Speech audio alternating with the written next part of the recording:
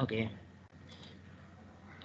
We had discussed about in the previous chapters carbonization of coal, which was the first step directly.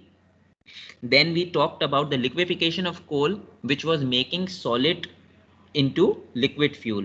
In carbonization, we were making solid coke at extreme temperature in the absence of oxygen. In liquefaction, we were making liquid fuel from solids. और इसके अंदर हमारे पास दो चीज़ें थी, एक direct liquefaction और एक इनडायरेक्ट लिक्विफिकेशन। डायरेक्ट लिक्विफिकेशन के अंदर हम directly solid to liquid fuel बना रहे थे, और हमारा सबसे अहम लिक्विड फ्यूल क्या था? सबसे अहम लिक्विड फ्यूल था या तो डीजल या गैसोलीन। और इसमें जो हमारी मेन प्रोसेस हम फॉलो कर रहे थे वो आई थिंक बर्जियस प्रोसेस फॉलो कर रहे थे। उसके बाद जब हम इनडायरेक्ट की बात करते हैं, इनडायरेक्ट में एक एडिशनल स्टेप करना होता है कि पहले हमें गैसिफिकेशन करनी होती है, गैसिफिकेशन करने के बाद वो लिक्विड फ्यूल बनेगा। इसमें गैसिफिकेशन करने में हम सिन गैस प्रोड्यूस करते हैं, और उस वक्त मैंने सिर्फ मेंशन किया था और रिएक्शंस बताए थे in general. Now we are focusing on that exact process कि वो गैसिफिकेशन क्या होती है। एक दफ़ा गैसिफिकेशन हो गई, आपने उसके लिक्विड फ्यूल्स बना दिए। तो that is the agenda for these classes. Objectives that I expect you to know. At the end of this lecture, a student will be able to understand the term gasification. आपको मालूम होना चाहिए कि gasification क्या है। आपको ये भी मालूम होना चाहिए know the feed for gasification which can be क्या बोलते हैं, and know the feed for gasification which can be both coal or biomass. You will be able to differentiate between a syngas and producer gas. अक्सर ये होता है कि बच्चे difference नहीं बता सकते हैं कि सिन गैस और प्रोड्यूसर गैस में फ़र्क क्या होता है। They are not the same thing. I am repeating, syn gas और प्रोड्यूसर गैस एक ही चीज़ नहीं है। जिस तरह कोल और कोक में फ़र्क था, उसी तरह सिन गैस और प्रोड्यूसर गैस में फ़र्क है। This time in the mid, I gave a open analysis question on coal, in which people were having some trouble. Similarly, I can give you a table based on syngas and producer gas and ask you to identify that what type of gas we are using and give your analysis for it. Table देख, सारा information आपके पास table में होता है, देख कर आपको बताना है कि ऐसा क्या पॉइंट है जिससे आप डिफ्रेंशिएट कर सकते हैं। So you should be able to understand the data from literature and exploit it. यानी आपको जो डेटा मिला है उसको देखकर आप बता सकते हो, डेटा देखकर बता सकते हो कि मेरी कौन सी ये गैस है। तो ऐसे क्वेश्चंस के लिए तैयार रहिएगा जो कंसेप्चुअल होंगे थोड़ा। उसके बाद you should be able to understand the main reactions in gasifier. Gasifier में एक रिएक्शन नहीं हो रहा होता है, कई रिएक्शन साइमल्टेनियसली चल रहे होते हैं, और आपको ये सारे रिएक्शन आने चाहिए कि ये 7 रिएक्शन है विथ बीइंग बैलेंस्ड। यानी सिर्फ रिएक्शन नहीं लिखना, उसको बैलेंस भी करना है। और आपको देखें, और ये जितने भी रिएक्शन है ना, ये दो टाइप के रिएक्शन हो सकते हैं। Either they can be endothermic और they can be exothermic. Endothermic reactions are those reactions which require heat. जो रिडक्शन रिएक्शंस होते हैं ना आपके, एक चीज होती है ऑक्सीडेशन और एक चीज होती है रिडक्शन। जो ऑक्सीडेशन रिएक्शन होता है जिसमें आप ऑक्सीजन का सोर्स ऐड कर रहे हो, वो हमेशा एक्सोथर्मिक होगा, वो हीट रिलीज करेगा, which means that combustion will always be N exothermic reaction. जो दूसरा रिएक्शन इधर हो रहा होता है वो हो रहा होता है रिडक्शन रिएक्शन, क्योंकि ऑक्सीजन की अगर कमी हो गई है तो आप उसको रिड्यूस कर रहे हो। जब आपके पास ऑक्सीजन ही नहीं है तो आप एक रिडक्शन रिएक्शन कर रहे हो। ये होता है आपका एंडोथर्मिक रिएक्शन। तो आपको ये मालूम होना चाहिए कि कौन सा रिएक्शन रिडक्शन है, कौन सा ऑक्सीडेशन है, और क्या चीज़ है उसकी उसकी पीछे क्या केमिस्ट्री है। Then you need to understand the reaction mechanism with the general empirical equations. Her reaction का एक जनरल एम्पेरिकल इक्वेशन होता है. एम्पेरिकल इक्वेशन होता है सिंपलेस्ट फॉर्मूला. मैं आपको ये नहीं बोल रहा हूं कि सारे फॉर्मूले याद कर लो. For example, the empirical formula for alkane is CnH2n+2. Alkane का एम्पेरिकल फॉर्मूला ये होता है. एल्कीन का एम्पेरिकल फॉर्मूला CnH2n होता है. तो ये आपके एम्पेरिकल फॉर्मूलाज हैं. You should know the steps of gasification. आपको मालूम होना चाहिए. जी एक सेकंड क्या हो? सर ये एम्पेरिकल फार्मूले में और ये जनरल फार्मूले में फर्क नहीं है कि एम्पेरिकल फार्मूले में तो हम सिंपलेस्ट रेशियो निकालते हैं. सिंपलेस्ट रेशियो हो जाएगा. सर जनरल फार्मूले अगर maybe I said it correct. Okay, let me say it like this. General formula आपका CnH2n है. एम्पेरिकल फार्मूला ये होगा कि अगर C6H12 है तो वो CH2 हो जाएगा. सही है? सिंपलेस्ट फॉर्म हो गया. जी सर. सही है सर. जैसे अगर मेरे पास दो अल्केन के ही हैं, तो CnH2n+2 हो जाएगा और C3H8 है. तो सर इनका एम्पेरिकल फार्मूला तो सेम नहीं निकलेगा दोनों का. Simplest formula. सही है. ओके चलें. Know the steps of gasification in general. आपको गैसिफिकेशन के जनरल स्टेप्स मालूम होने चाहिए, और वो भी ऑर्डर के अंदर, क्योंकि आप ऐसे नहीं जा सकते कि आप आखिरी चीज पहले लिख रहे हो और बाद में एक चीज लिख रहे हो. सबसे आसान तरीका मैं आपको रिवीजन का बताता हूं. बाद में इसको नहीं कीजिएगा, आप लोग फंसेंगे, बाद में कंफ्यूजन होता है. इतनी सारी प्रोसेसेस हो रही हैं. A good student what he should do is he should, आप अपने लिए एक रफ बुक रख लें फ्यूल एंड एनर्जी के लिए. जो जो प्रोसेस हो रही है ना उसके मेन स्टेप कंडीशन लिख लें, डायग्राम्स देख लें, क्योंकि हो सकता है आपको डायग्राम या तो बनाने को आ जाए या लेबल करने को आ जाए. तो अगर आपके पास डायग्राम सामने है और आपको स्टेप्स मालूम है तो आपको मसला नहीं होना चाहिए. अभी भी मैं आपको तकरीबन 4 या 5 प्रोसेसेस पढ़ा चुका हूं. तो बेस्ट यही है कि उसको लिखना शुरू कर लें ताकि याद रहे लास्ट डे के लिए. तो इसी तरह गैसिफिकेशन के कुछ स्टेप्स होते हैं, कुछ जनरल फैक्टर्स होते हैं जो गैसिफिकेशन को इन्फ्लुएंस करते हैं. गैसिफायर की एडवांटेजेस होती हैं. Then you should understand the main types of common gasifiers used and distinguish between them. जो 4 बेसिक गैसिफायर्स यूज होते हैं ना, वो मैंने आपको बता दिए हैं, मगर इसके अलावा भी कुछ यूज होते हैं, वो कम यूज होते हैं. और एक बात आप ये याद रख लें कि जब गैसिफायर यूज हो रहा होता है तो 2 तरह के बेड यूज हो रहे होते हैं. एक होता है आपका fixed bed and the second one is the fluidized bed. What is the fixed bed? What is a fluidized bed reactor? This I told you in one of the lectures. कि fix bed क्या होता है? वो suspension under gravity ले रहा होता है, उसके अंदर आपके जो पार्टिकल्स हैं वो मूव नहीं हो रहे होते. फ्लूइडाइज बेड में क्या हो रहा होता है? आपने एक एटमॉस्फेयर दी हुई होती है कि जो आपके पार्टिकल्स हैं वो इस तरफ मूव करते हैं कोई फ्लूइड के अंदर, इसीलिए उसका नाम फ्लूइडाइज बेड रिएक्टर होता है. मजीद इसकी जो इंफॉर्मेशन है वो आप केमिकल रिएक्शन एनर्जेटिक्स में पढ़ेंगे 6 सेमेस्टर्स में. तो ये एक बेसिक एक ऑब्जेक्टिव्स थे जो मैं एक्सपेक्ट करता हूं कि आपको इस लेक्चर के बाद मालूम होने चाहिए. इस लेक्चर के अंदर मैंने कुछ वीडियोस भी लगाई हुई हैं, क्योंकि जाहिर सी बात है एक बुक से इंफॉर्मेशन मुझे नहीं मिल सकता है, तो आप मजीद सोर्सेज देख सकते हैं, आप वीडियोस देख सकते हैं. तो रेफरेंस मटेरियल के अंदर I have put these things so that you can be able to understand and go for your further reading. Okay, the question arises, what is gasification? सबसे पहला सवाल यह होता है कि भाई गैसिफिकेशन असल में है क्या? Gasification is a process, if you have to define it. Gasification is a process which uses controlled amount of oxygen. Look at the word controlled amount of oxygen. नहीं यहाँ पर एक्सेस बोला है, तो इसीलिए आपके पास कार्बन मोनोऑक्साइड प्रोड्यूस हो सकती है, क्योंकि आप उसको कंट्रोल कर रहे हो. ना इसको थियोरेटिकल बोला है ना एक्सेस बोला है. So gasification is a process which uses controlled amount of oxygen and converts carbonaceous material. Carbonaceous material का मतलब that material which contains carbon. It can be coal, it can be other forms of biomass. और यकीनन अगर organic compound है तो उसके अंदर carbon होगा.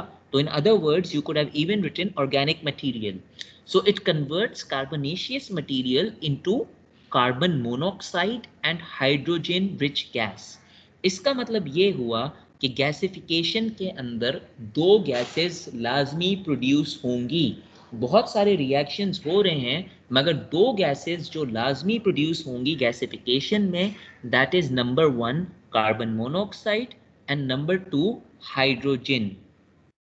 And ये जो मिक्सचर बनता है ना, the above mixture of carbon monoxide and hydrogen, this is known as syngas, or in other words synthetic gas.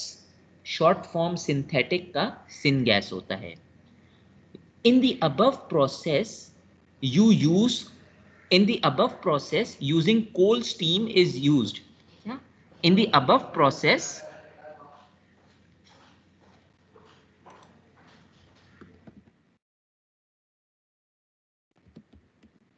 the other above process of coal steam is used. यानी आप steam use कर रहे हो इस process के लिए. ये जो gasification process है ना, इसके अंदर आप steam add करते हो. अच्छा, another source for synthetic gas is synthetic gas production can be biomass. अभी मैं आपसे बात कर रहा था carbonaceous material into carbon monoxide and hydrogen gas. कोल भी यूज हो सकता है और बायोमास भी यूज हो सकता है. आमतौर पे क्या होता है कि अगर आप कोल और बायोमास को कंपेयर करो, when comparing coal with biomass, more steam is used in the process with coal than with biomass.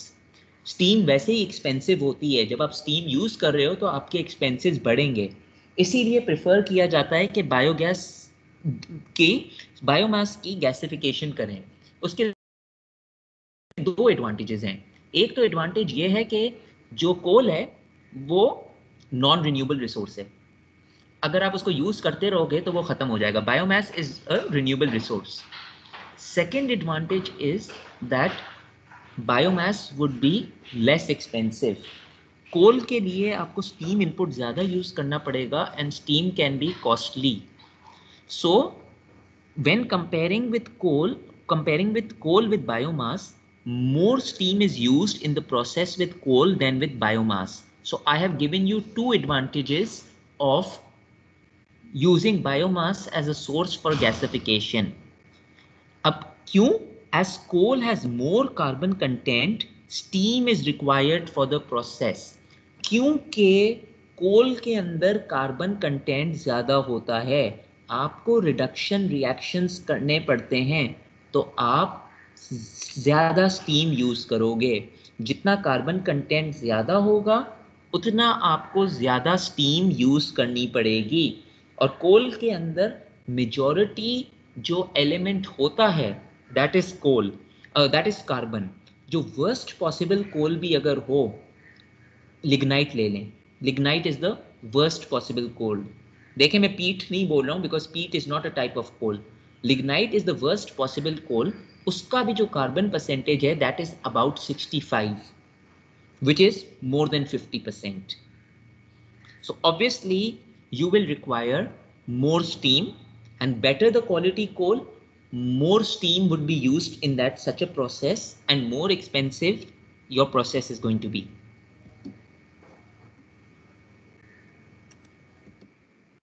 Syngas can be used in various applications including liquid fuels. अभी मैंने आपको बताया था लिक्विड फ्यूल्स प्रोड्यूस करने के लिए indirect liquefaction होता है जिसके अंदर आप सिनगैस बनाते हो. Diesel and gasoline are the most important liquid fuels used due to their commercial values used in car engines to make the cars move. Production due to the Fischer-Tropsch synthesis. Fischer-Tropsch synthesis के अंदर ये जो syngas produce होती है आप इसको use करते हो, जो कि हमने लेक्चर 8 में पढ़ा था. Very important point. If air is used as a source of oxygen, आप ऑक्सीजन के लिए दो सोर्स यूज कर सकते हो. एक सोर्स कर सकते हो डायरेक्टली ऑक्सीजन यूज करना जिसमें नाइट्रोजन ना नहीं हो। एक आप सोर्स यूज कर रहे हो एयर, एयर का जो मेजर कंपोनेंट होता है वो नाइट्रोजन होता है। बाय वॉल्यूम आप देख लो तो 79% by volume air is nitrogen, 21% is oxygen. By mass अगर आप देख लो 77% is nitrogen, 23% is oxygen. Either way if you are using air as a source of oxygen, जो आपकी सिन गैस प्रोड्यूस होगी, आपके पास एक गैस प्रोड्यूस हो रही है, then the produced syngas contains more amount of nitrogen। Nitrogen जो उस सिन गैस के अंदर होगी, क्योंकि वो सिंथेटिकली प्रोड्यूस हो रही है, उसका नाइट्रोजन कंपोनेंट ज्यादा होगा। अगर नाइट्रोजन कंपोनेंट ज्यादा है, आपकी जो गैस है वो सिन गैस नहीं कहलाएगी, वो प्रोड्यूसर गैस कहलाएगी। तो अगर मैंने आपसे ये पूछा कि what is the difference between syn gas and producer gas, syn gas is a gas which contains carbon monoxide and hydrogen in carbon, majority carbon monoxide and hydrogen। सही है। But a producer gas has a high component of nitrogen. यानी producer gas के अंदर जो nitrogen है, बोलो class लेकर आता हूँ, तो जो प्रोड्यूसर गैस है ना, उसके अंदर जो नाइट्रोजन है ना, उसका उसका प्रोडक्शन ज्यादा है, यानी नाइट्रोजन की परसेंटेज ज्यादा है। तो ये दिमाग में बिठा लें कि अगर आप pure oxygen as a source ले रहे हो जिसमें नाइट्रोजन नहीं है, तो आपकी जो गैस होगी वो बनेगी synthetic gas, carbon monoxide and hydrogen. अगर आप एयर यूज कर रहे हो as a source of oxygen, क्योंकि आपको कंबशन करना है, क्योंकि एयर के अंदर एक लार्ज अमाउंट ऑफ नाइट्रोजन होता है, उस लार्ज नाइट्रोजन की वजह से आपकी जो गैस प्रोड्यूस होगी उसको आप सिन गैस नहीं बोलोगे, उसको आप प्रोड्यूसर गैस बोलोगे। That is the difference between producer gas and synthetic gas. I'll take a pause here. Any question? समझ आ गई बात? Yes sir. चलें, अब हम बात करते हैं गैसिफिकेशन रिएक्शंस की। Okay, I have mentioned before that see the slides on liquefaction of coal for detail. Main reactions, अगर आपको गैसिफिकेशन का क्वेश्चन आ गया, जो मेन रिएक्शंस आपको मालूम होने चाहिए वो ये हैं। सबसे पहला रिएक्शन है gasification with oxygen producing carbon monoxide which is an exothermic reaction. First thing आपको ये मालूम है कि ये एक्सोथर्मिक रिएक्शन है। क्यों एक्सोथर्मिक रिएक्शन है? ऑक्सीडेशन हो रहा है, आप ऑक्सीजन यूज कर सकते हैं। आपको क्या चीज और मालूम हो सकती है पहले इक्वेशन में से? What other information can you get?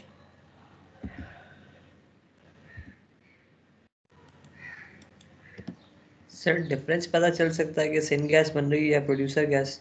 नहीं नहीं, दूसरा जो इंफॉर्मेशन आपको ये मालूम हो सकता है वो ये है कि इसके अंदर जो ऑक्सीजन है ना वो कंट्रोल्ड है। याद है मैंने आपको शुरू में बोला था कंट्रोल्ड अमाउंट ऑफ ऑक्सीजन। अगर अगर कंट्रोल्ड अमाउंट ऑफ ऑक्सीजन है और एक्सेस या थियोरेटिकल नहीं है, जब भी तो कार्बन मोनोऑक्साइड बन रही है ना। In other words it is incomplete combustion या controlled amount of combustion, that is why it is forming carbon monoxide. बात समझ आई? Controlled amount of oxygen control है। तो Yes, sir. पहला आप रिएक्शन अगर लिखेंगे तो मैं मेन चीजें इक्वेशन फॉर्म में नहीं लिख रहा, but if you are suppose to write the first equation of gasification in controlled amount of oxygen, यानी कंट्रोल्ड अमाउंट ऑफ ऑक्सीजन के लिए कर रहे हैं, तो आप इसको यूं लिखते C plus O gives CO, ये आपका रिएक्शन होता।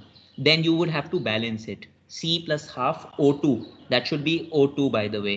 C plus half O2 gives CO, gaseous form के अंदर। ये पहला रिएक्शन है आपका एक्सोथर्मिक। इसके साथ दूसरा देखें, पहला मैंने गैसिफिकेशन लिखा है क्योंकि जो कार्बन मोनोऑक्साइड बन रही है वो आपका जो कार्बन है ना वो गैसिफाई हो रहा है। कार्बन क्या होता है? सॉलिड होता है। सॉलिड को अगर आप ऑक्सीजन से मिलाओगे तो वो क्या हो रहा है, वो गैसिफाई होगा, कार्बन मोनोऑक्साइड गैस बनेगी। दूसरा जो इक्वेशन है वो मैंने कंबशन लिखा है, कंबशन विद मजीद further oxygen to produce carbon dioxide. आपको जो पहले कार्बन मोनोऑक्साइड मिल गई है उसको आप मजीद ऑक्सीजन के साथ ऐड करोगे, यानी ऊपर जो CO मिली है उसको आप मजीद ऑक्सीजन से ऐड करोगे तो आपको क्या मिलेगा, आपको मिल जाएगा carbon dioxide, which is also an exothermic reaction. As I said that both combustion reactions are exothermic reactions.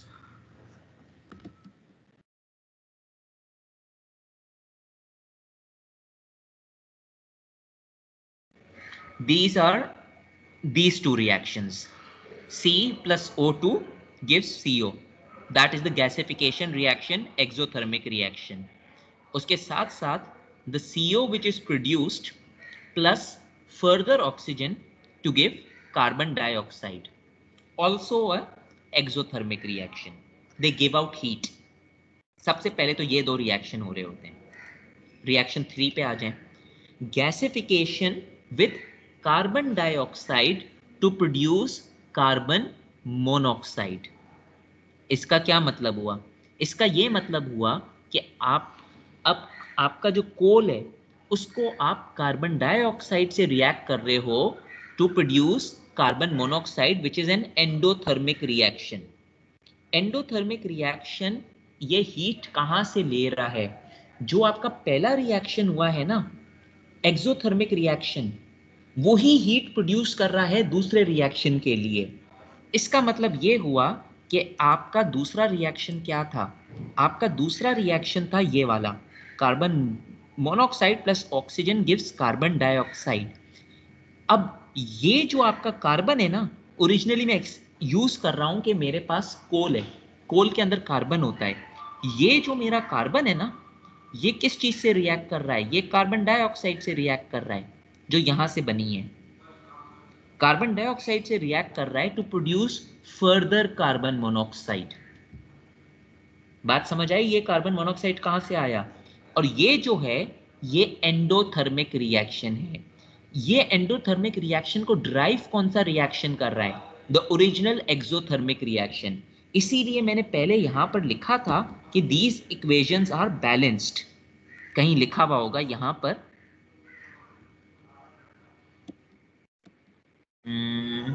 thermal balance between endothermic reactions of carbon with steam and carbon dioxide and exothermic reaction of carbon with oxygen. तो पहले आपका exothermic reaction होगा, उस exothermic reaction के बाद आपका ये endothermic reaction हो जाएगा। अब इस एंडोथर्मिक रिएक्शन के अंदर मुझे बताएं what type of reaction is this.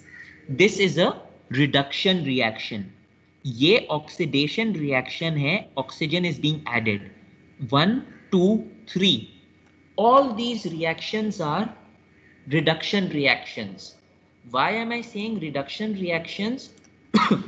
When we talk about gasification, in a gasifier there are 4 zones: oxidation zone, which is also combustion, reduction zone, pyrolysis zone, drying zone. Oxidation के अंदर आपके exothermic reaction हो रहे हैं, जो पहले दो reaction हो रहे थे। रिडक्शन आपका इस जोन में हो रहा है, और रिडक्शन आपका यहां पर इसलिए हो रहा है क्योंकि यहां पर आपके पास ऑक्सीजन नहीं है।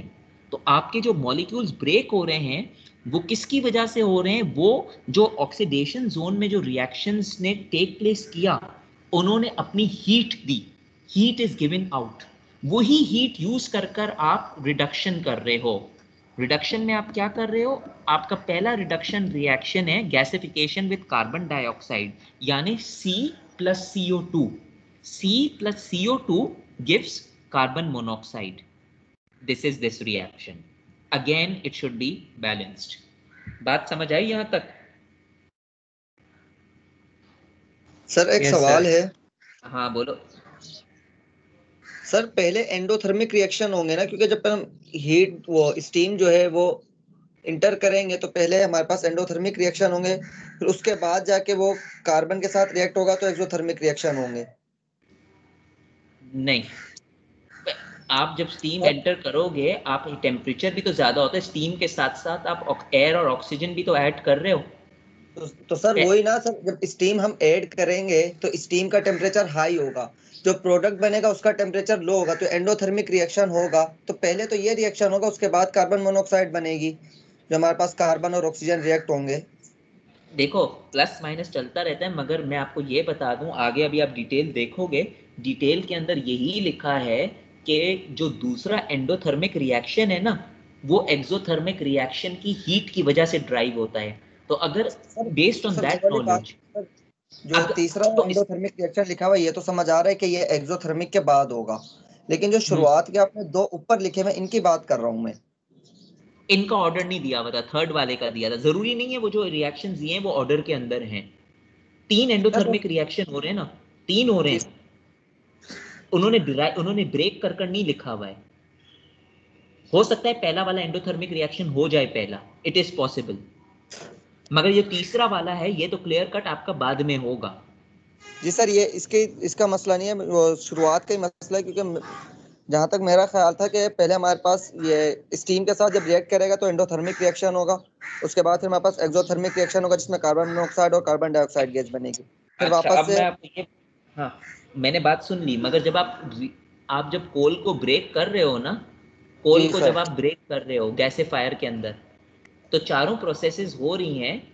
तो पहले जहां पर सारों की जोन अलग है, अगर हीट नीचे, अगर ऑक्सीडेशन पहले हो जाए, ऑक्सीडेशन पहले हो जाए तो फिर ये इन 3 रिएक्शन में से एंडोथर्मिक कैसे होगा? क्योंकि अगर ऑक्सीडेशन पहले हो रही है, उसके बाद अगर रिडक्शन हो रही है, उसके बाद अगर जाकर पायरोलिसिस हो रही है, उसके बाद जाकर अगर ड्राइंग हो रही है, तो अगर बात सही है, प्लस माइनस हो सकता है इनमें से एक एंडोथर्मिक रिएक्शन पहले हो जाए। ये वही बात हुई कि अगर हम कोल की बात करते हैं, अगर मैंने आपको 65% कोल दे दिया, तो एक स्टूडेंट ये क्लेम कर सकता है कि 65% पीट आ रहा है, दूसरा स्टूडेंट ये क्लेम कर सकता है 65% लिग्नाइट आ रहा है, क्योंकि दोनों के बीच में ओवरलैप हो सकता है, ओवरलैप है। तो इसी तरह से बात है, इसीलिए मैंने कहा है कि एक थर्मल बैलेंस है दोनों रिएक्शंस के बीच में। मगर पहले जहां तक नॉलेज है वो यही है कि पहले ऑक्सीडेशन रिएक्शंस होंगे, but it does not matter. आपको तीसरा वाला जो है ना, वो तो क्लियर कट बाद में, तो आप ये लिख सकते हो कि after the first 2 oxidation reactions, the third gasification reaction involving carbon and carbon dioxide to give carbon monoxide takes place, which is an endothermic reaction. उसकी वजह मैं आपको क्यों बता रहा हूं कि यहां से हो रहा है, क्योंकि अगर आप ये देखें, यहां पर कहीं मैंने लिखा हुआ होगा, कहाँ लिखा है, ये देखें ना, the importance of the first 2 exothermic reactions are they provide heat which is required for the other reactions like gasification with carbon dioxide. जिसका मतलब ये हुआ कि आधी बात आपकी भी सही है कि जो तीसरा रिएक्शन है ना, इसकी जो हीट आ रही है वो इसकी वजह से आ रही है, which means that these two reactions precede this reaction. So it is possible that these two reactions happen before the oxidation reaction, क्योंकि साइमल्टेनियसली अगर रिडक्शन भी हो रही है, ऑक्सीडेशन भी हो रही है, ये redox reaction side by side हो रहे हैं गैसीफायर में, तो ये पॉसिबल है कि ये दोनों पहले हो जाएं। ये, मगर ये लाजमी है कि ये रिएक्शन जब तक नहीं हो सकता जब तक ये दो रिएक्शन नहीं हो, क्योंकि ये जो रिएक्शन है ये इन दोनों की हीट की वजह से ही होगा। अब बात समझ आई? क्लियर है? जी सर क्लियर। अच्छा सर, एक और बात, ऑक्सीडेशन हम मतलब किस उस पे इस्तेमाल कर, मतलब ऑक्सीडेशन का मतलब सिर्फ क्या, जब ऑक्सीजन के साथ रिएक्ट करेगा तो ऑक्सीडेशन है? एयर के साथ भी ऑक्सीडेशन हो जाएगा। नहीं सर, ऑक्सीडेशन मतलब जनरल टर्म क्या होता है? इलेक्ट्रॉन लॉस वगैरह होता है ना।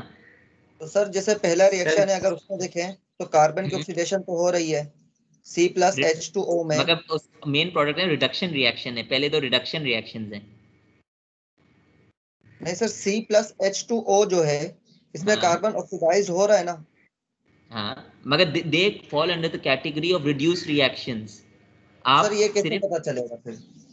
ये मैं आपको बता रहा हूँ, जी सर। मैंने आपको बता दिया ना, जो दोनों कंबशन रिएक्शन है सिर्फ वो ऑक्सीडेशन रिएक्शन है, बाकी सारे रिड्यूस रिएक्शंस हैं। ये मैं आपको बता रहा हूँ, ये आगे मैंने बताया भी है। द अदर थ्री, और ये जो आप अगर वीडियो देखेंगे ना, अगर आप जहमत करते हैं वीडियो देखने के अंदर, तो उसके अंदर ये बताया हुआ है। मैंने आपके साथ 3 वीडियो लिंक शेयर किए हैं, और इसके मजीद अलावा अगर आप वीडियो देखना चाहते हैं, you can be my guest, but मुझे जो बेस्ट 3 वीडियो लिंक्स मिले थे वो मैंने आपके साथ यहाँ पर शेयर करती हैं। 1 2 3। हर चीज तो मैं वीडियो से डाल नहीं सकता था। Okay sir. सही है। अच्छा, तो ये आपका तीसरा रिएक्शन हो गया। चौथा रिएक्शन क्या होता है? अगेन एन एंडोथर्मिक रिएक्शन या reduce reaction, gasification with steam to produce carbon monoxide and hydrogen. और ये जो रिएक्शन है ना, ये वेरी इंपॉर्टेंट रिएक्शन है, because this is the synthetic gas reaction. ये देखें, मैंने आपको क्या बोला? Gasification with steam to produce carbon monoxide and hydrogen. ये आपका ये वाला रिएक्शन है। रिएक्शन नंबर 2, कार्बन जो कोल से आ रहा है plus steam, again it's balanced, gives carbon, sorry this one, carbon monoxide plus hydrogen. This is not a synthetic gas reaction, because synthetic gas के अंदर कार्बन मोनोऑक्साइड एंड हाइड्रोजन होता है। This first reaction is the actual synthetic gas reaction, यानी carbon from the source plus hydrogen plus water. यहां पर आपको carbon monoxide and hydrogen मिलेगा। इन सारे रिएक्शन में this is the reaction which is syn gas reaction. बाकी कोई reaction syn gas reaction नहीं है, क्योंकि और कोई रिएक्शन में CO और H2 नहीं है। Sir first reaction syn gas reaction. हाँ, मैंने भी यही कहा, क्योंकि इसके अंदर कार्बन मोनोऑक्साइड और हाइड्रोजन प्रोड्यूस हो रहे हैं। यानी इन other words, syn gas reaction is also a gasification reaction which is endothermic. और वही बात यहाँ पर बोली जा रही है। नंबर 4 देखें, gasification with steam to produce carbon monoxide and hydrogen, और मैंने यहाँ पर लिखा भी है द सिंथेटिक गैस। पांचवा क्या हो सकता है? You can also have gasification with hydrogen to produce methane. ये वाला रिएक्शन एक्सोथर्मिक है, gasification with hydrogen to produce methane. कहीं पर लिखा हुआ है ये रिएक्शन? सर लास्ट में। हाँ, ये जो आखिरी रिएक्शन है मेथनेशन, ये भी गैसिफिकेशन रिएक्शन है। और ये मेथनेशन किस चीज का हो रहा है? सर सिन गैस है। सिन गैस का। यानी पहले जब सिन गैस की रिएक्शन हो गया ना, यहाँ के जो प्रोडक्ट्स हैं कार्बन मोनोऑक्साइड और H2, उसके बाद ही ये बनेगा ना, क्योंकि कार्बन मोनोऑक्साइड और H2 ही रिएक्ट कर रहा है मीथेन बनाने के लिए। जिसका मतलब यही हुआ कि जो मैं आपको बोल रहा था कि एक चीज सिस्टमैटिक ऑर्डर में चल रही है। अगर आप आंसर लिख रहे हो तो आप पहले ये नहीं मेथनेशन लिखकर उससे थिन गैस नहीं बना सकते हो। तो ये भी आप देखो कोइंसिडेंटली कि मेरा चीज क्या बन रही है जिसके बाद मैं रिएक्शन कर रहा हूँ। इसीलिए अभी जो मैं ये 7 पॉइंट्स लिख रहा था, इसके अंदर पहले मैंने ये 2 रिएक्शन लिखे थे, क्योंकि ये देखो, पहले कार्बन मोनोऑक्साइड बना था। वो कार्बन मोनोऑक्साइड जब ऑक्सीजन से रिएक्ट करा था तो कार्बन डाइऑक्साइड बना था, 2 रिएक्शन। जब वो कार्बन डाइऑक्साइड कार्बन से रिएक्ट किया था तब कार्बन मोनोऑक्साइड बना था। उसके बाद फिर मैं चौथे रिएक्शन के ऊपर आया, सिन गैस रिएक्शन, क्योंकि मेरे पास 2 कंपोनेंट हैं। एक कंपोनेंट में स्टीम ऐड कर रहा हूं जहां से H2O आएगा, और एक कंपोनेंट में एयर या ऑक्सीजन ऐड कर रहा हूं जो डायरेक्ट कंबशन रिएक्शन होगा। तो दोनों चीजों को आपको इन माइंड रखना चाहिए। This is from air, this is from steam. चलें, ये आपके 4 रिएक्शन मैंने आपको बता दिए, 5 बता दिए आई थिंक। नंबर 6 पे आ जाएं, वाटर गैस शिफ्ट रिएक्शन। ये एक अहम रिएक्शन है। इसकी इंपॉर्टेंस क्या है? I told you before also, water gas shift reaction क्या करता है? वो आपका कार्बन हाइड्रोजन रेशियो को इंप्रूव करता है, and this is exactly what you want. आपका कार्बन मोनोऑक्साइड है ना, एक कार्बन एटम को रिप्लेस कर वो उसकी जगह हाइड्रोजन प्रोड्यूस करेगा। तो water gas shift reaction takes place, which is also an exothermic reaction, in which carbon monoxide plus water to produce hydrogen and carbon dioxide to improve the hydrogen ratio at the expense of carbon monoxide. आप hydrogen ratio improve करोगे carbon monoxide को sacrifice करके। ये water shift gas reaction क्या होता है? ये reaction है। कार्बन मोनोऑक्साइड जो प्रोड्यूस हो चुकी है यहां पर, plus H2O gives carbon dioxide plus H2. Can I say that this side is syngas or this side is syngas? No sir, दोनों में से कोई भी नहीं साइड सिनगैस नहीं है। नो। ये सिनगैस इसलिए नहीं है क्योंकि यहाँ पर H2O है। सिनगैस में it should have been CO plus H2, और ये साइड सिनगैस इसलिए नहीं है क्योंकि ये कार्बन डाइऑक्साइड है, कार्बन मोनोऑक्साइड नहीं है। तो ये गलती नहीं कीजिएगा कि आप ये बोल दें कि water gas shift reaction includes syngas या it produces syngas. It does not. The only purpose of water shift gas reaction is that it will improve the hydrogen ratio by sacrificing a carbon monoxide molecule to produce a hydrogen molecule. यानी यहां पर आपने एक C को sacrifice किया carbon monoxide को hydrogen produce करने के लिए। This is also exothermic. यानी अब तक आपके पास 4 एक्सोथर्मिक हो गए, 2 एंडोथर्मिक हो गए, सॉरी 3 एंडोथर्मिक रिएक्शन हो गए। पहला एक्सोथर्मिक रिएक्शन कंबशन, दूसरा एक्सोथर्मिक रिएक्शन कंबशन। बेहतर तरीका यह है कि इसको बुक पे अपने हाथ से लिख लें 2-3 दफा तो खुद याद हो जाएगा। तीसरा एक्सोथर्मिक रिएक्शन क्या, जो बाद में आता है, मेथनेशन, सिनगैस प्रोड्यूस होने के बाद। पहले ये 2 एक्सोथर्मिक रिएक्शन होते हैं, उसके बाद ये एंडोथर्मिक रिएक्शन होता है। इस एंडोथर्मिक रिएक्शन के पास ये एंडोथर्मिक रिएक्शन होता है which is also a syngas reaction. जब ये सिनगैस रिएक्शन हो गया, ये फिर एक्सोथर्मिक रिएक्शन लेगा, methanation, which is an exothermic reaction, as well as the water gas shift reaction, also an exothermic reaction. फिर नंबर 7 पे क्या हो गया, जो आपका मेथनेशन रिएक्शन है वो आइसोटोनिक रिएक्शन है, वो वही बात है जो मैं आपको बता चुका हूं। Methanation reaction is made from syngas.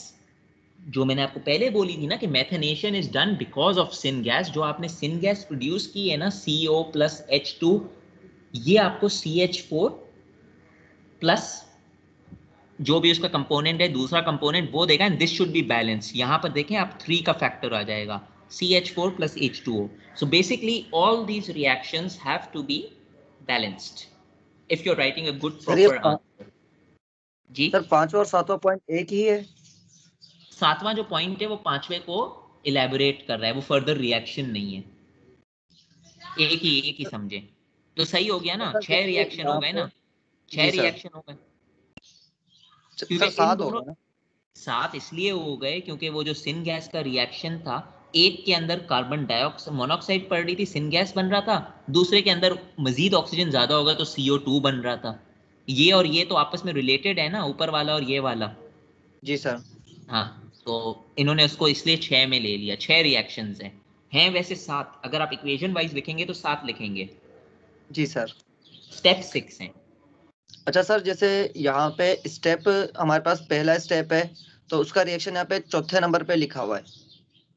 हमें नंबर वाइज आप मतलब जैसे एक्सोथर्मिक गैसिफिकेशन लिखोगे, आप अगर गैसिफिकेशन लिखोगे उस वक्त आप नंबर 1 वाले स्टेप को पहले लिखोगे ना। अगर आपको मैं क्वेश्चन दे दूं what is a gasification process, तो आप अच्छा, चौथे मतलब यहाँ नंबर पे जो जी सर, यहाँ पे जो रिएक्शन है वो तरतीब से नहीं है, हमें तरतीब से ही लिखने होंगे। देखो अब मैं अगर देखो it depends upon the question.